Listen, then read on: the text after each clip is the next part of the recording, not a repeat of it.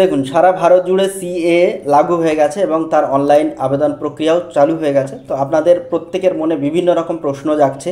তো এই সিএএ এর মাধ্যমে যারা ভারতীয় বাসিন্দা তাদের কি অ্যাপ্লাই করতে হবে, বা এই দেশের মুসলিমরা কি অ্যাপ্লাই করবেন, বা অন্য দেশ থেকে যারা আসছেন যে মুসলিমরা তাদের কি হবে, বা এই সিএএ এর সাথে এনআরসি যুক্ত করে কি সমস্ত মুসলিমদের ডিটেনশন ক্যাম্পে পাঠিয়ে দেবে, এই সমস্ত প্রশ্নের উত্তর নিয়ে আজ এই ভিডিওতে আমি চলে এসেছি। এবং যারা আবেদন করবেন তাদের কি কি ডকুমেন্টস লাগবে, সমস্ত ডকুমেন্টসের লিস্ট আমি এই ভিডিওতে আপনাদের দেখাবো। তো সম্পূর্ণ ভিডিওটা দেখুন, এই ভিডিওটা খুবই গুরুত্বপূর্ণ হতে চলেছে, কেননা মানুষের মনে যে সিএএ এর ব্যাপারে যে প্রশ্ন জাগতে পারে সমস্ত প্রশ্নের উত্তর নিয়ে আমি এই ভিডিওতে চলে এসেছি। তো চলুন বেশি কথা না বাড়িয়ে ভিডিও শুরু করা যাক। আর ভিডিও শুরু করার আগে একটাই রিকোয়েস্ট, ভিডিও ভালো লাগলে একটা লাইক করবেন, চ্যানেলে প্রথম হলে চ্যানেলটা সাবস্ক্রাইব করবেন। দেখুন, প্রথমেই কি বলা হচ্ছে, ভারতীয় নাগরিকদের কাছে সিএএ মানে কি? এটা মুসলিম সহ বর্তমান ভারতীয় নাগরিকদের প্রভাবিত করে। সিএএ ভারতীয় বসবাসকারী নাগরিকদের প্রভাবিত করে না। এমএইচএ স্পষ্ট করেছে যে সিএএ কোনোভাবেই ভারতীয় নাগরিকের সাথে একেবারেই কিছু করার নেই। ভারতীয় নাগরিকরা ভারতের সংবিধান দ্বারা প্রদত্ত মৌলিক অধিকার ভোগ করে। সিএএ সহ কোনো আইন সংক্ষিপ্ত করতে বা কেড়ে নিতে পারে না। একটি ভুল তথ্য প্রচার করা হয়েছে। সিএএ মুসলিম নাগরিক সহ কোনো ভারতীয় নাগরিককে প্রভাবিত করে না। এরপরে কি বলছে দেখুন, কোন ধর্মে সিএএ প্রযোজ্য? সিএএ অনুযায়ী কে ভারতীয় নাগরিকত্ব পাবে? সিএএ ভারতের 3টি প্রতিবেশী দেশ পাকিস্তান, আফগানিস্তান এবং বাংলাদেশ থেকে অমুসলিম অভিবাসীদের ভারতীয় নাগরিকত্ব দেবে। সরকারের মতে সিএএ শুধুমাত্র হিন্দু, শিখ, জৈন, বৌদ্ধ, পার্সি এবং খ্রিস্টান বিদেশিদের জন্য প্রাসঙ্গিক, যারা 31শে ডিসেম্বর 2014 পর্যন্ত পাকিস্তান, বাংলাদেশ এবং আফগানিস্তান থেকে ভারতে চলে এসেছেন। তাদের অভিবাসনের কারণ হওয়া উচিত নিপীড়নের সম্মুখীন হওয়া সেসব দেশে তাদের ধর্মের ভিত্তিতে। সিএএ পাকিস্তান, বাংলাদেশ এবং আফগানিস্তান সহ যে কোনো দেশ থেকে ভারতে অভিবাসী মুসলমান সহ অন্য কোনো বিদেশিদের ক্ষেত্রে প্রযোজ্য নয়। সিএএ মুসলিম বিরোধী নয়।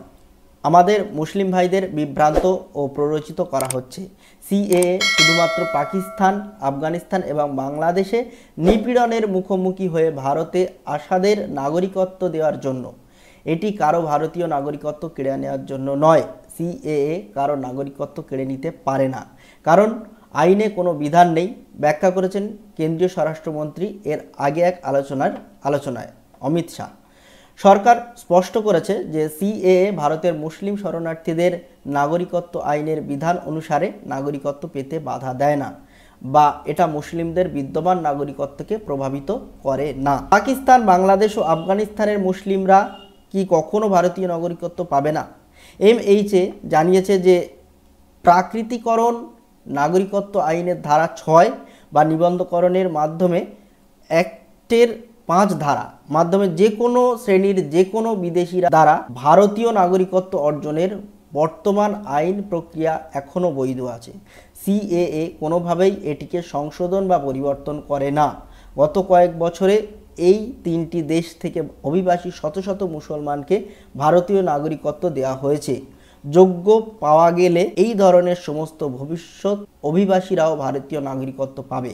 তাদের সংখ্যা বা ধর্ম নির্বিশেষে 2014 সালে ভারত বাংলাদেশের সীমান্ত সমস্যার নিষ্পত্তির পর 14,864 জন বাংলাদেশি নাগরিককে ভারতীয় নাগরিকত্ব দেওয়া হয়েছিল, যখন তাদের ছিটমহলগুলির ভারতের ভূখণ্ডে অন্তর্ভুক্ত করা হয়েছিল।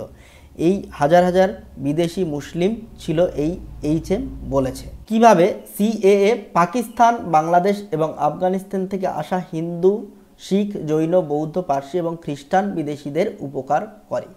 যদি এই অভিবাসীদের ভ্রমণ নথি যেমন পাসপোর্ট এবং ভিসা ঠিকঠাক না থাকে বা উপলব্ধ না থাকে, তবে তারা এখনও ভারতীয় নাগরিকত্বের জন্য আবেদন করতে পারে। যদি তারা ধর্মীয় কারণে পাকিস্তান, বাংলাদেশ বা আফগানিস্তানের নির্যাতিত হয়, সিএএ এই ধরনের অভিবাসীদের জন্য এই আইন অধিকার তৈরি করে। সরকার বলেছিল ভারতীয় নাগরিকত্বের জন্য একটি বিকল্প এবং দ্রুত পথ প্রাকৃতিকরণ মোডের মাধ্যমে উপলব্ধ বলে জোর দিয়ে বলেছে। ভারতে ন্যাচারালাইজেশনের জন্য সিএএ এর অধীনে ন্যূনতম রেসিডেন্সির প্রয়োজনীয়তা হবে 1+11 বছরের পরিবর্তে অন্য সব শ্রেণীর বিদেশিদের জন্য প্রযোজ্য হবে 1+5 বছর। পাকিস্তান, বাংলাদেশ এবং আফগানিস্তান থেকে আসা অবৈধ মুসলিম অভিবাসীদের কি সিএএ এর অধীনে নির্বাসিত করা হবে? ভারত থেকে কোনো বিদেশিকে নির্বাসনের সাথে সিএএ এর কোনো সম্পর্ক নেই। যে কোনো বিদেশির নির্বাসন প্রক্রিয়া তার ধর্ম বা দেশ নির্বিশেষে বিদেশি আইন 1946 এবং অথবা পাসপোর্ট আইন 1920 অ্যামেন্ডমেন্ট অনুসারে প্রয়োগ করা হয়। এই দুটি আইন ভারতের মধ্যে প্রবেশ, অবস্থান এবং আন্দোলনকে নিয়ন্ত্রণ করে। ধর্ম বা দেশ নির্বিশেষে সকল বিদেশির ভারত থেকে প্রস্থান, তাই স্বাভাবিক নির্বাসন প্রক্রিয়া ভারতে অবস্থান যে কোনো বৈধ বিদেশির ক্ষেত্রে প্রযোজ্য হবে। পাকিস্তান, আফগানিস্তান এবং বাংলাদেশ ছাড়া অন্য দেশে ধর্মের ভিত্তিতে নিপীড়নের শিকার হিন্দুরা কি সিএএ এর অধীনে আবেদন করতে পারে?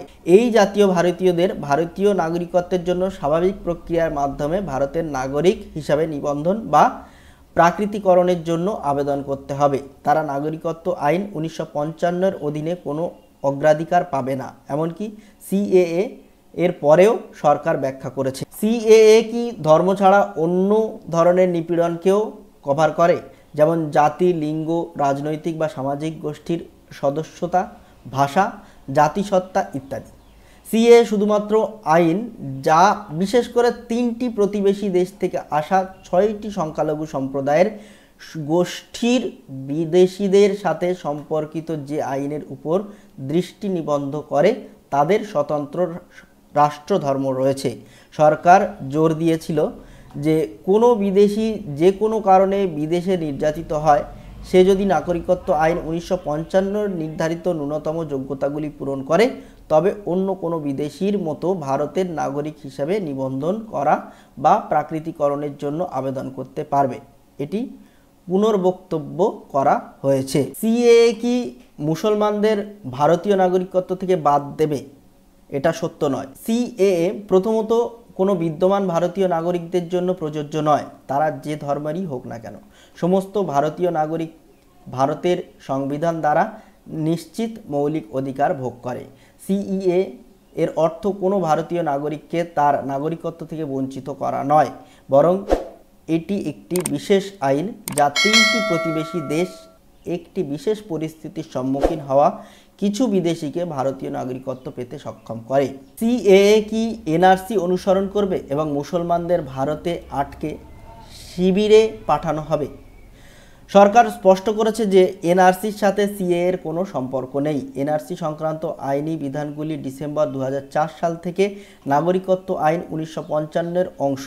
এছাড়াও এই আইনি বিধানগুলিকে কার্যকর করার জন্য 2003 এর নির্দিষ্ট বিধিবদ্ধ নিয়ম রয়েছে।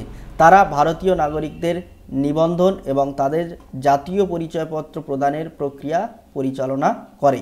এই আইনগত বিধান গত 15 থেকে 16 বছর থেকে সংবিধির বইতে রয়েছে। সিএএ তাদের কোনোভাবেই পরিবর্তন করেনি, সরকার বিশদভাবে ব্যাখ্যা করে। এবার দেখুন সিএএ এর অধীনে আবেদনকারীদের কি কি নথি জমা দিতে হবে।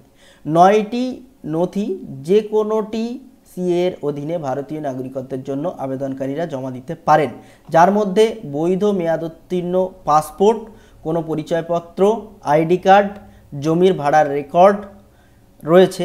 এই নথিগুলোর যে কোনো একটি আবেদনকারী পাকিস্তান, আফগানিস্তান বা বাংলাদেশ জাতীয় প্রমাণ করতে সক্ষম হওয়া উচিত। সিএএ এর অধীনে আবেদনকারীরা ভারতে আগমনের সময় তাদের ভিসার একটি কপি এবং অভিবাসন স্ট্যাম্প সহ 20টি নথি জমা দিতে পারেন, বা যে কোনো গ্রামীণ বা শহরে অঞ্চলে বা রাজস্ব কর্মকর্তার নির্বাচিত সদস্য দ্বারা জারি করা শংসাপত্র।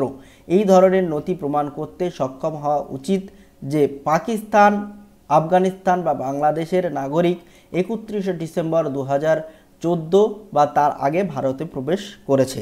এবারে দেখুন এখানে সিএএ এর অধীনে প্রয়োজনীয় নথিগুলির তালিকা রয়েছে। আফগানিস্তান বা বাংলাদেশ বা পাকিস্তান সরকার কর্তৃপক্ষ দ্বারা জারি করা পাসপোর্টের অনুলিপি, রেজিস্ট্রেশন সার্টিফিকেট বা registration permit, foreigners regional registration officer বা ফরেনার্স রেজিস্ট্রেশন অফিসার এফআরও দ্বারা জারি করা, পাকিস্তান, আফগানিস্তান বা বাংলাদেশের কোনো সরকারি কর্তৃপক্ষ দ্বারা জারি করা জন্মের শংসাপত্র, আফগানিস্তান, বাংলাদেশ বা পাকিস্তানের স্কুল বা কলেজ বা বোর্ড বা বিশ্ববিদ্যালয় কর্তৃপক্ষ কর্তৃক জারি করা স্কুল সার্টিফিকেট বা জাতিগত শংসাপত্র, আফগানিস্তান সরকার বা বাংলাদেশ বা পাকিস্তান এই দেশগুলির অন্য কোনো সরকারি কর্তৃপক্ষ বা সরকারি সংস্থাগুলি দ্বারা জারি করা যে কোনো ধরনের পরিচয় নথি। আফগানিস্তান, বাংলাদেশ বা পাকিস্তানের সরকারি কর্তৃপক্ষের দ্বারা জারি করা যে কোনো লাইসেন্স বা শংসাপত্র বা আফগানিস্তান বা বাংলাদেশ বা পাকিস্তানের জমি বা ভাড়াটের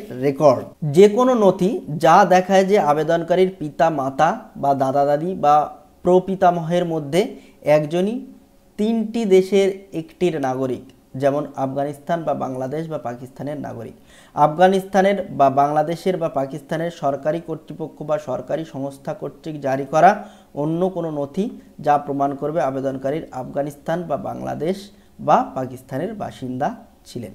তো এই যে নথিগুলো বললাম, এই নথিগুলো থেকে আপনারা প্রমাণ করতে হবে যে আপনারা যারা আবেদন করছেন তাদের পিতামহ, পিতা মাতা, দাদা দাদি, প্রপিতামহ যে কেউ তাদের প্রমাণপত্র, এই প্রমাণপত্রগুলোই হলেও হবে। তো আপনি ধরুন আবেদন করছেন, কিন্তু আপনার এই প্রমাণপত্রগুলো তো থাকা সম্ভব নয়, কেননা আপনি ভারতের বাসিন্দা, আপনি ভারতেই জন্মগ্রহণ করেছেন। তো আপনার পিতা মাতা, আপনার দাদা দাদি বা প্রপিতামহ তাদের কোনো ডকুমেন্টস এইগুলো শো করাতে হবে, তবেই আপনি এই সিএতে আবেদন করতে পারবেন।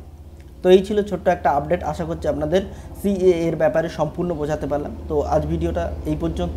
তো যাদের ভালো লেগেছে, ইনফরমেটিভ বলে মনে হচ্ছে, তারা অবশ্যই ভিডিওটা লাইক করবেন, কমেন্ট করবেন এবং বন্ধুদের কাছে প্রচুর শেয়ার করবেন। আর যারা আমার চ্যানেলে প্রথম বা ভিডিওতে প্রথম, তারা অবশ্যই চ্যানেলটা সাবস্ক্রাইব করবেন এবং পাশে থাকা বেল আইকনটি ক্লিক করে অল করতে ভুলবেন না, যাতে আমার সমস্ত সাইবার ক্যাফে রিলেটেড ভিডিও সবার আগে আপনার পেজে চলে আসে। তো দেখা হচ্ছে আগামী ভিডিওতে। টাটা।